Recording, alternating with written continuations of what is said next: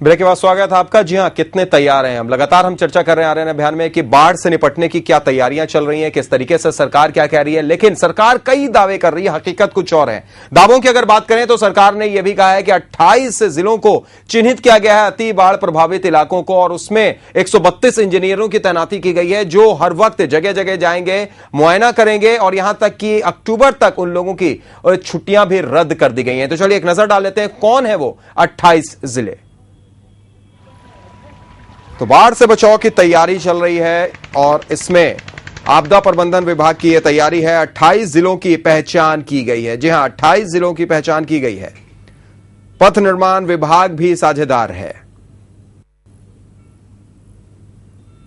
बाढ़ प्रबंधन कोषांग का भी गठन किया गया है। इससे निपटने के लिए बाढ़ प्रबंधन कोषांग का भी गठन हुआ है, जिसमें सड़कों पुल की सुरक्षा की योजना,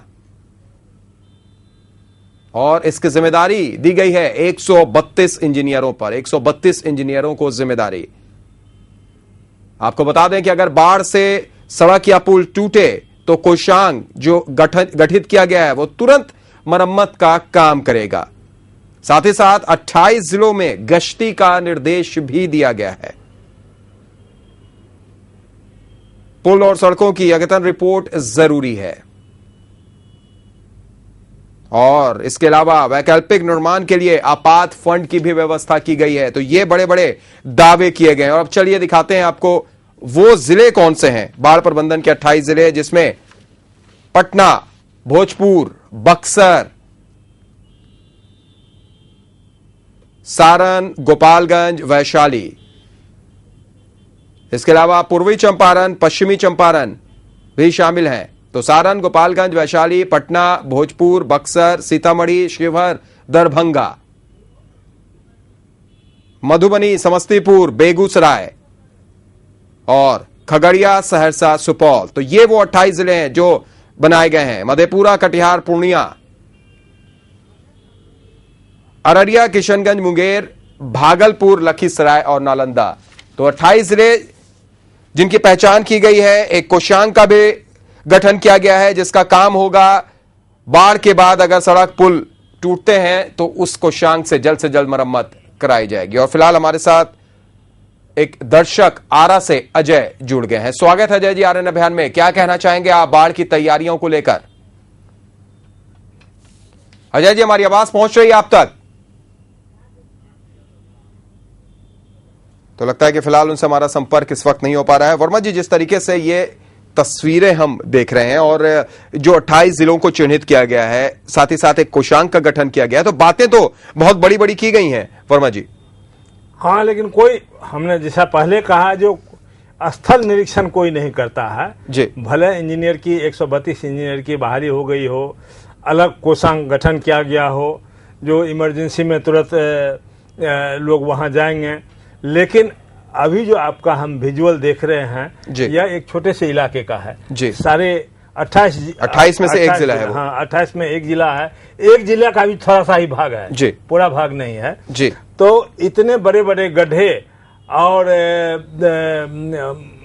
दिखाई पड़ रहे हैं और बांध अलग हो गए हैं, टूट रहा है जी। लेकिन कहाँ कोई कोषांग गया है?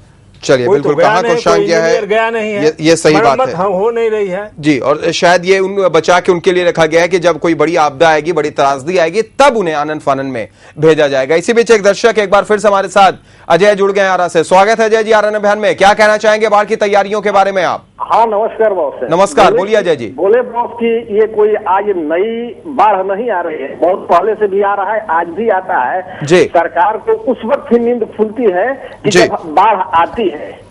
इस पर सरकार को चाहिए कि पहले से ही उसका सिलसिला बनाकर चलता रहना चाहिए जी। ये बरसात का सीजन आया, अभी कोई टेंडर होगा, कोई भी फंड आएगा, फंड को गमन होगा। ये सरकार की तो फंडा है गमन करने वाली है जी जी। तो इससे सरकार पहले से क्यों नहीं ध्यान देती है कि ताकि वहां के क्षतिग्रस्त होने से पहले बचाए? चलिए, बिल्कुल, बहुत बहुत शुक्रिया। इस बात को हम समझते हैं अजय जी कि पहले से क्यों नहीं तैयारी की जाती है। बहुत बहुत शुक्रिया हमारे साथ जुड़ने के लिए और अपनी बात रखने के लिए। वर्मा जी, हम चर्चा कर रहे थे इन 28 जिलों पर। अजय जी का भी यही कहना था कि पहले से क्यों नहीं तैयारी की गई है। 28 जिलों की बात करें, एक जगह की तस्वीर दिखाई अभी आप देख रहे हैं। इसके अलावा इस पूरे आर्यन अभियान के दौरान हमने पिछले 15 दिन से गोपालगंज, सहरसा, सुपौल, हर जगह की तस्वीर दिखाई है और लगभग जिन जिलों का यहां पर नाम आ रहा है उन जिलों की हमने चर्चा भी की है। हर जगह वही बात निकलकर सामने आई है, कोई तैयारी नहीं, कहीं पर कुछ भी नहीं। तो ये 132 इंजीनियर, ये कुशांग, ये आपदा, ये सब क्या है? लोगों के आंखों में धूल झोंकने के लिए जी यह कुशांग बनाया गया है जी। और देखिए, सरकार को तो भारतीय जनता पार्टी और जनता दल यू का यहां गठबंधन सरकार 7.5 वर्ष से चल रही थी। तो 16-17 जून को या 18 जून को ये लोग अलग हो गए जी। इसके बाद से दोनों के मंत्री एक दूसरे पर आरोप प्रत्यारोप कर रहे हैं। अब बीजेपी क्या आरोप लगा रहा है तो उसका पॉइंट यहां के मंत्री सामने बनाते हैं कि इसका क्या जवाब देना चाहिए, क्या जवाब नहीं। तो उसको जब राजकाज के लिए फुर्सत होगी, बाढ़ कोसांग को देखने के लिए फुर्सत होगी, तब तो करेंगे। अभी तो आरोप प्रत्यारोप का दौर चल रहा है। चलिए, अभी आरोप प्रत्यारोप का आपस में ही, जो कभी दोस्त है वो दुश्मन है और आपस में ही अभी आरोप प्रत्यारोप चल रहा है। 7.5 इसकी नजर कहां जाएगी, कौन इसको देखेगा? एक दर्शक इसी बीच पटना से देवेंद्र हमारे साथ जुड़ गए हैं। स्वागत है देवेंद्र जी, क्या कहना चाहेंगे आप, क्या राय है आपकी? आर्यन टीवी को पहले बधाई मैं देता हूं कि ऐसे कार्यक्रमों का जी शुक्रिया देवेंद्र जी करता है जी, शुक्रिया। अपनी बात रखिए। पहली बात है, बिहार की सरकार जो है जी, काट पर कोहरा रोपने वाली बात होती है, बारात आए तो कुआं खोदने वाली बात करता है जी। अब सब काम जब बाढ़ का विभीषिका शुरू हो गया है तो टीम बनाया जा रहा है, राशि उपबंध किया जा रहा है जी। तो तमाम पैसे का बंदरबाट होगा। बाढ़ प्रभावित लोग को न किसी तरह का लाभ अब तक मिला है न मिलेगा। उदाहरण है, कोसी का जो प्रकोप आया उसके लोगों को तो अब तक फायदा मिला ही नहीं है जी। इस तरह से सरकार जो है बतौलाबाजी की सरकार है। लोगों का विश्वास अब इसमें नहीं है इस सरकार के प्रति, सिर्फ दिखावा की सरकार है। चलिए, बिल्कुल सिर्फ दिखावे की सरकार है। आपका गुस्सा, आपकी बात हम समझ सकते हैं। बहुत बहुत शुक्रिया देवेंद्र जी हमारे साथ जुड़ने के लिए और अपनी बात रखने के लिए। एक और दर्शक इस बीच हमारे साथ दानापुर से भाई सनोज जुड़ गए हैं। स्वागत है भाई सनोज, आपकी क्या राय है? जी नमस्कार सर, मेरी यही राय है। जी नमस्कार। हम लोग दानापुर दियारा से हम लोग आते हैं जी। जो दियारा के जो हालात है, जो बाढ़ से किसी से आज से भी छुपी हुई नहीं है जी। लेकिन लगातार हमारे एक प्रशासन जब पंचायत है जिससे पानापुर है, कई गांव जैसे कि हरसाम जगबिशनपुर जो है जी, मतलब कि कटाव से मतलब कि लगातार हो लेंगे। सरकार मतलब कि इस पर कोई ध्यान नहीं दे रही। कटाव रोकने के लिए कोई अस्थायी जिसके समाधान भी नहीं किया जा रहा है।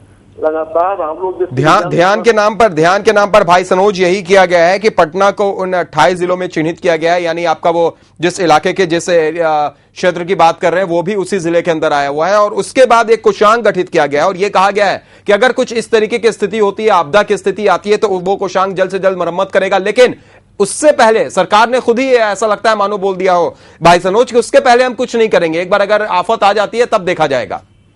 ना अभी सरकार के जब तो आदमी जब मर ही जाएंगे तो सरकार मतलब कि रह करके क्या करेंगे जी। इसलिए उससे पहले ठोस उपाय व्यवस्था सरकार के करना चाहिए। जो मैंने काम अगर हो रहा है तो भ्रष्टाचार के जंगली चढ़ जा रहा है जी। इस राज्य में तो गंगोत्री बढ़ रहा है लेकिन जो बिहार के लोग जितनी कटाव से जो जूझ रहे हैं, सरकार को पहला कर्तव्य मतलब की है कि प्राथमिकता दे करके अस्थायी संविधान को उसका निदान किया जाए। इस कटाव किसी तरह दानापुर के जो पानापुर कासिम जो गांव है उसको दर्जनों गांव को मतलब की रोका जा सकता है, लेकिन लोग विलीन हो जाएंगे, खाने के लिए लाने पड़ जाएंगे क्योंकि वहाँ के बिहार के लोग जैसे कि वही मतलब उपजाऊ जमीन है और वही को लोग खाकर जीवन बसर लोग करते हैं। चलिए, बहुत बहुत शुक्रिया हमारे साथ जुड़ने के लिए भाई सनोज और अपनी बात रखने के लिए। बिल्कुल सही कहा इन्होंने वर्मा जी, इनकी बात को मैं पूरे तरीके से सही मानूंगा कि आपने कोषांग बनाया, आपने वो 28 जिलों को चिन्हित किया, लेकिन क्या वो सिर्फ इसलिए कि आप इस तैयारी में बैठे हैं, कभी कुछ ऐसा होता है, कुछ ऐसी स्थिति आती है तब आप टीम भेजेंगे, तब आप वहां पर जाके राहत कार्य शुरू करेंगे? जब लोगों की जान ही चली जाएगी, जब लोगों का घर बार उजड़ जाएगा तो फिर क्या फायदा ऐसी मदद का? यही विडंबना है राज्य सरकार की। जो ये लोग बड़े बड़े दावे करते हैं जो विकास पुरुष हैं, यहाँ का मॉडल की चर्चा अमेरिका में हो रही है, इंग्लैंड में हो रही है, सऊदी अरबिया में हो रही है, कहाँ हो रही है, लेकिन स्थिति यही है जी। जो कोषांग का गठन हुआ है, जब बाढ़ आ गई है तब कोषांग का, इसके बावजूद भी आप एक छोटे से एक जिला का जो विजुअल दिखा रहे हैं, बड़े बड़े गड्ढे बन गए हैं बांध पर, किसी भी वक्त पानी आएगा तो टूट ही जाएगा जी, कोई उपाय नहीं है उसका एकदम। तो सरकार की शिथिलता है, बहुत शिथिल लथी हो गई है, कार्य संस्कृति का बहुत अभाव है बिहार में। यहाँ के अफसर काम करना नहीं चाहते हैं, उस पर नियंत्रण सरकार का पूरा नहीं रह रहा है, ढीला हो गया है, और इसीलिए ऐसी घटनाएं हो रही हैं। चलिए, इसीलिए ऐसी घटनाएं हो रही हैं। इसी बीच एक दर्शक मधुबनी से हमारे साथ जुड़ गए हैं। स्वागत है आपका, क्या कहेंगे आप? और साथ ही साथ आपको बता दें कि मधुबनी भी आपका उन जिलों में है जिन्हें चिन्हित किया गया है अति बाढ़ प्रभावित क्षेत्रों में। बोलिए। हम गुजारिश करेंगे कि कृपया करके अपने टीवी का वॉल्यूम आप बंद कर दें और सीधे अपनी बात रखें। हेलो जी बोलिए, हम सुन रहे हैं, अपनी बात रखें, टीवी का वॉल्यूम बंद कर दें आप। जी सर। जी बोलिए सर हेलो, आवाज नहीं आ रही है सर। आपकी आवाज हमें मिल रही है, आप अपनी बात रखिए, बोलिए आप। तो लगता है कि उनसे फिलहाल संपर्क नहीं हो पा रहा है। बहुत बहुत शुक्रिया हमारे साथ जुड़ने के लिए। जो भी दर्शक हमारे साथ जुड़ते हैं, हम गुजारिश करते हैं कि कृपया करके अपने टीवी का वॉल्यूम आप बंद कर दिया करें और सीधे तौर पर अपनी बात हमारे पास रखा करें, ताकि सही तरीके से हमारा और आपका संपर्क हो सके। वर्मा जी, जो बात आप कह रहे थे बिल्कुल उस बात को मानते हैं, लेकिन एक बड़ा सवाल यहां पर यह खड़ा होता है कि आजादी के बाद की ये लगातार तस्वीर है, ये कोई 7.5 साल की, पिछले 15 साल की बात नहीं हम कर रहे हैं। आजादी के बाद पूरे तरीके से बिहार की यही स्थिति होती है, बाढ़ आती है, तबाही मचाती है, बाद में राहत कार्य शुरू होता है, राहत कार्य दिया जाता है, उसके बाद उसमें वारे नियारे भी होते हैं। और इस 66-67 साल में अगर सबसे ज्यादा किसी ने राज किया है तो वो आपकी सरकार है, यानी कांग्रेस है। तो कहीं ना कहीं एक सबसे बड़ा सवाल आपकी सरकार पर भी खड़ा होता है कि आपने क्या किया इतने सालों में। हम लोगों ने तो देखिए, बांध जो कोसी तटबंध है जी, पूर्वी और पश्चिमी जी, तो हम कांग्रेस के शासनकाल में बना। तो बांध बन जाता है या कोई मकान बन जाता है तो उसमें उसकी मरम्मत बराबर होती रहनी चाहिए जी। तो 2008 में जो कुशा बांध टूटा था और उससे कोसी में भयंकर त्रासदी आई थी, जिसका एक भाई ने अभी कहा कि जो उसके मुआवजे अभी तक हमको नहीं मिले हैं। 2008 में हुई थी, 2013 है। तो यह तो सरकार का काम है, जो भी राज्य सरकार है, कांग्रेस की रहे हो, राष्ट्रीय जनता दल की रही हो, या जनता दल यू बीजेपी की रही हो, राजग की रही हो, जो भी राज्य सरकार है उसका दायित्व है जो उन लोगों की सुरक्षा पर ध्यान दे। नहीं देती है तो वो अपने कर्तव्य में फेल करती है। तो जहां तक मुझे जानकारी है, जो संवेदनशीलता का मंत्रियों में और अधिकारियों में संवेदनशीलता जो पहले थी, अभी उतनी नहीं है संवेदनशीलता। चलिए, अब संवेदनशीलता कम हो गई है और शायद यही एक वजह रह गई है कि पहले हम तैयार नहीं रहते हैं। जब कुछ आफत आ जाती है सर के ऊपर में, मुश्किलें आ जाती हैं, तब फिर राहत कार्य के नाम पर काम शुरू होता है। एक दर्शक इसी बीच मुजफ्फरपुर से मनोज हमारे साथ जुड़ गए हैं। स्वागत है मनोज जी, आ रहे हैं अभियान में। क्या राय है आपकी, क्या कहना चाहते हैं, कितने तैयार हैं हम? सर नमस्कार। नमस्कार मनोज जी, बोलिए। ये ऐसा है जो बाढ़ पर जो अभी आप मंथन कर रहे हैं, कितने दिन से हो रहा है जी, उस पर मंथन लोग करे या गवर्नमेंट करे? जी, मंथन तो गवर्नमेंट को करनी चाहिए, जो क्या स्टेप लेता है और कैसे उसका निदान होना चाहिए।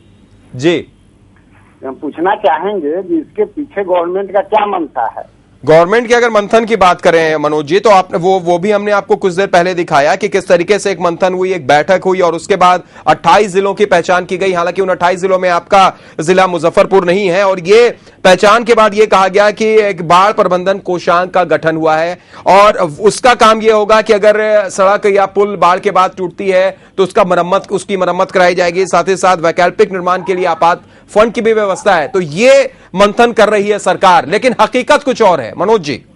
नहीं, सवाल वो नहीं है, सवाल है जो सारी प्रोग्राम जो होती है सरकार के तरफ से जी, वो ऐसा है जो आज से बाढ़ तो आती नहीं है, बाढ़ तो बहुत पहले से भी आती है और आज भी आ रही है जी। उसके पीछे क्या रीजन हो सकता है? मतलब प्रोग्राम बनता है, फिर उसको धरती पर उतारा नहीं जाता है, उसके पीछे क्या वजह है, वो हम पूछना चाह रहे हैं। चलिए, उसके पीछे की वजह क्या है? बहुत बहुत शुक्रिया हमारे साथ जुड़ने के लिए और अपनी बात रखने के लिए। तो वर्मा जी, ये एक अच्छा सवाल था कि ठीक है, आप हर बार एक गठन कर रहे हैं, आप ये तैयारी की बात करते हैं, आप ये कहते हैं कि इस तरीके से इस बार बचाव कार्य होगा, लेकिन इसका पीछे का मतलब जड़ से अगर समाधान की बात करें, वो क्या है? जड़ से समाधान की बात है जो कोषांग गठन किया गया है 12 महीने काम करे जी। और जो बांध है, जब वर्षा का समय नहीं रहता है, वर्षा बाढ़ के आने से पहले उसका बारीकी से निरीक्षण होना चाहिए जी। और जो इस विशेष के विशेषज्ञ इंजीनियर हैं उनको बुलाकर बांधों की समस्या का समाधान करना चाहिए और उसमें जो सुझाव एक्सपर्ट देते हैं जी, इसको मजबूत करना चाहिए।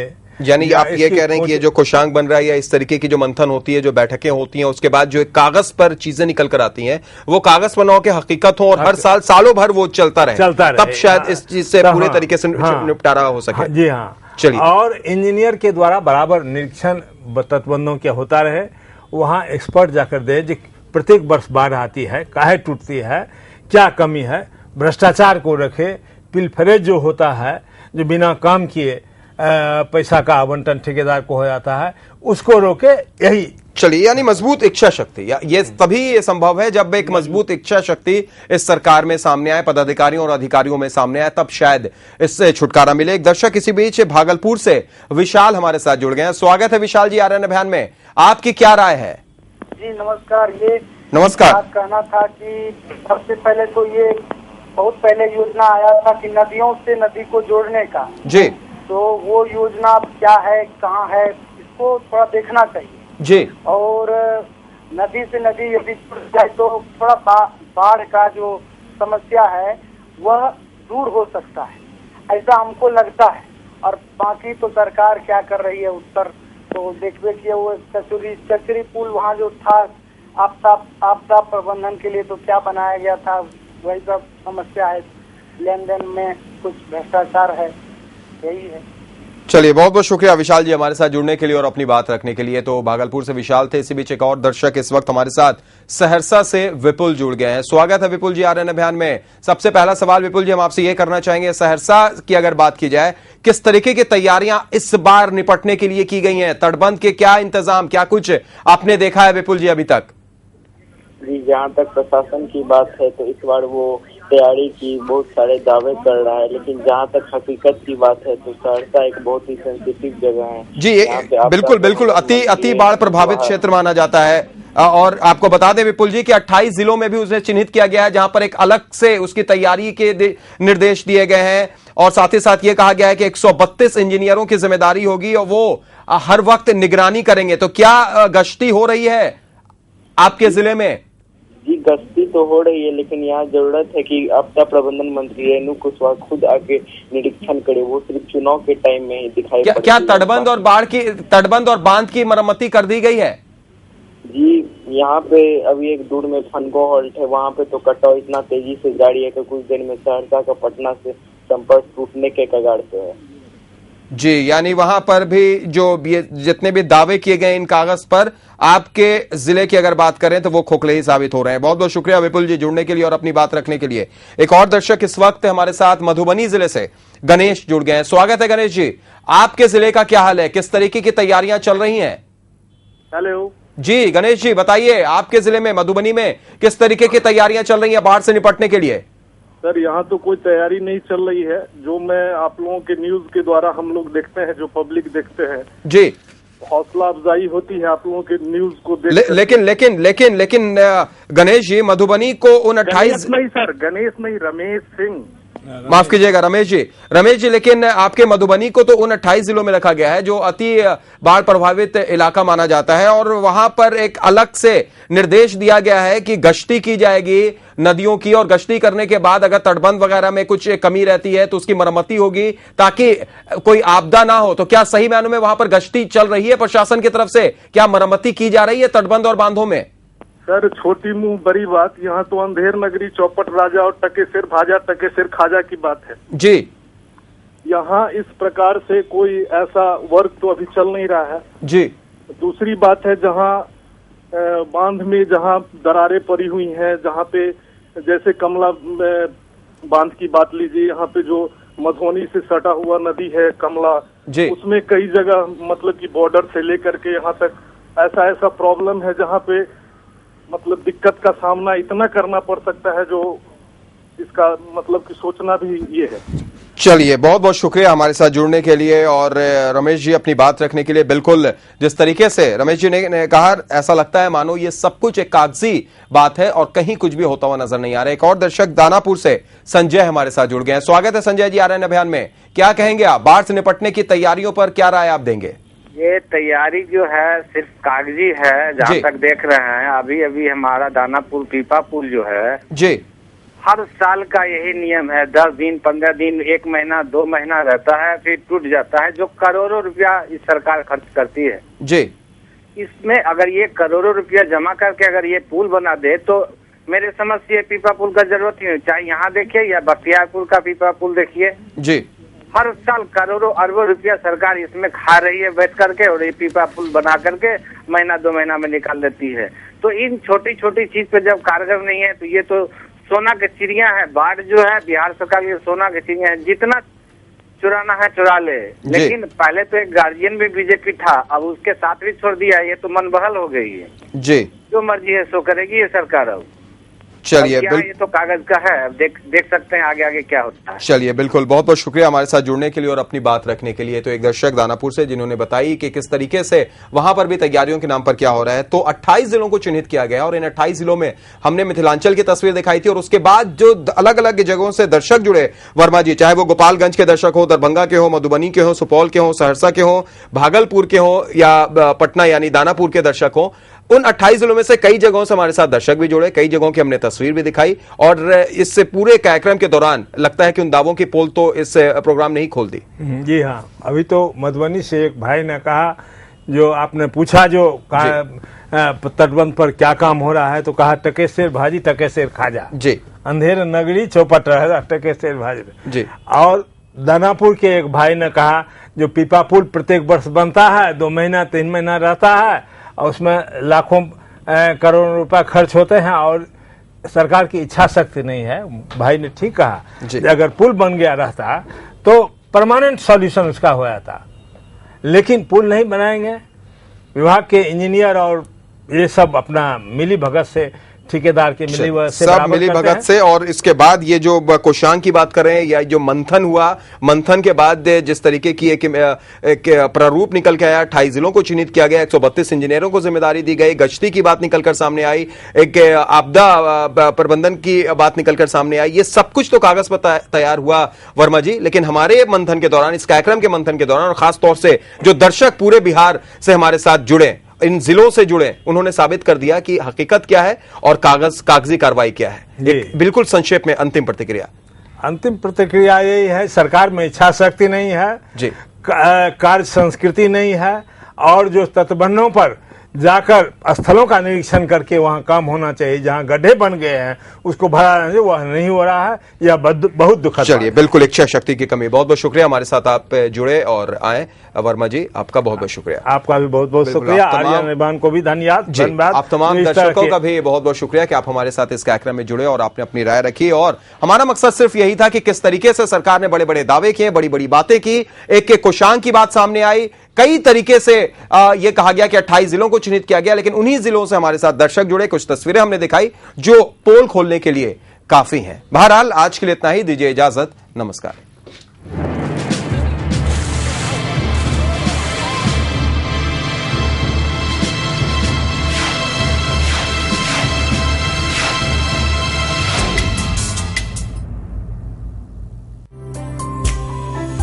आप इस कार्यक्रम के बारे में अपनी राय, अपने सुझाव, अपनी समस्याएं हमें इस ईमेल आईडी पर भेज सकते हैं, feedback@rntv.co.in।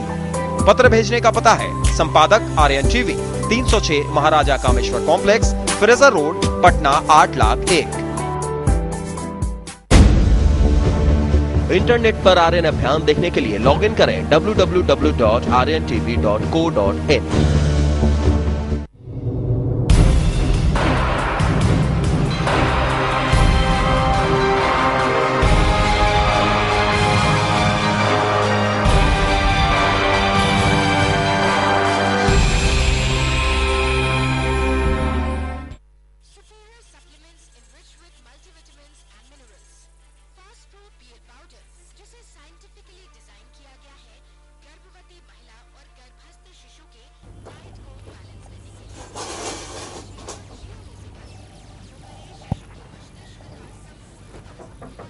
नमस्कार, स्वागत है आर्यन न्यूज में। खबरों की शुरुआत